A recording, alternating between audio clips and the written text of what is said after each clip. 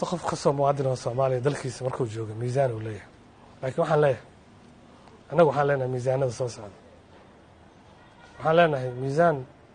oo baarlamaanka Soomaaliya markuu isu tagay qof inta soo hor istaagay la yiri niyow dadku waa fiirinay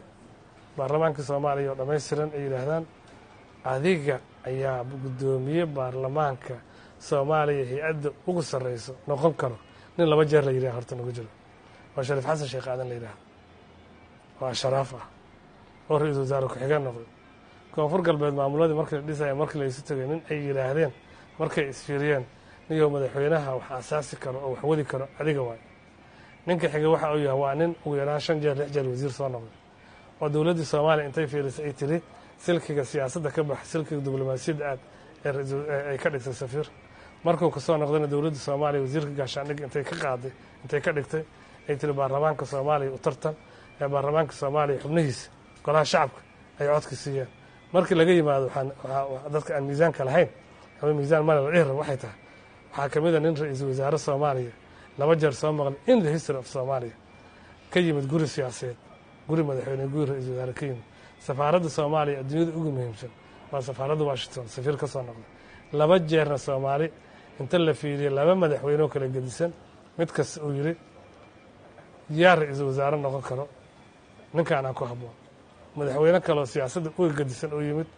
oo waliba ay isdhaxleen ee uu yiri yaa ra'iisul wasaare noqon karo marxalad meel maraaxil ee ninkaan aan noqon karo leeyahay marka la yiri yaa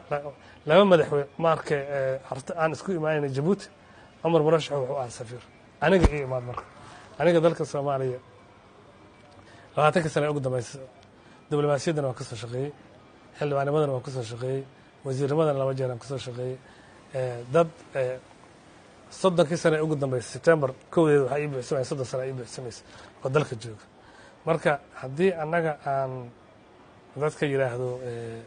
dadka miisaan lahayn ahayn annagu miisaanka waxa lagu miisaamay ma naqaan waa culayska lagu miisaamaa waa abtirsimada lagu miisaamaa waa aqoonta lagu miisaamaa miisaanka aan Umar Cabdirashiid Daar Maxamuud Geel iyo Shariif Xasan Sheekh Aadan iyo Maxamed Mursal iyo inta iyaga ku dhabar aadan aysan lahayn oo dad kale oo meesha jooga ay leeyihiin dadka Soomaaliya inay isweydiiyaan xaq u leeyihiin madaxweynuhu asaanta qaranka waa la shaka fi dalik asagana dalka hogaamiye wax la isku heesama laakiin madaxweyne hore madaxweyne ma aha madaxweyne soo ahay waa siyaas daraadeed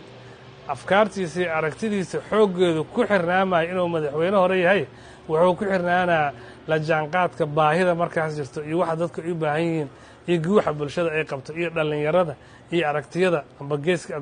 dalka gudihiisa noqoto ama gobolka noqoto ama caalamka noqoto annaga afkaarteen inay gadantayaan aaminsanahay inaan Soomaali wax fiican u horseednaan aaminsanahay nakala manin dadka siyaasadda Soomaaliya iyo nolosha kale lagu yaqaano oo dalka annaga jaamacadan ku leenahay aan dhisnaa annaga iskuulaan ku leenahay isbitaalaan ku leenahay dadna kira ah ka manin dadkii dalkan ka shaqeynaya 30 sano iyo kasii horaana ma garad marka dadkaas walaalaheena way xurmay leeyihiin xushmay leeyihiin laakiin annaga dadka Soomaalida ma rabaan anaa og inay annaga miisaankeena ogaadaan dadkaasana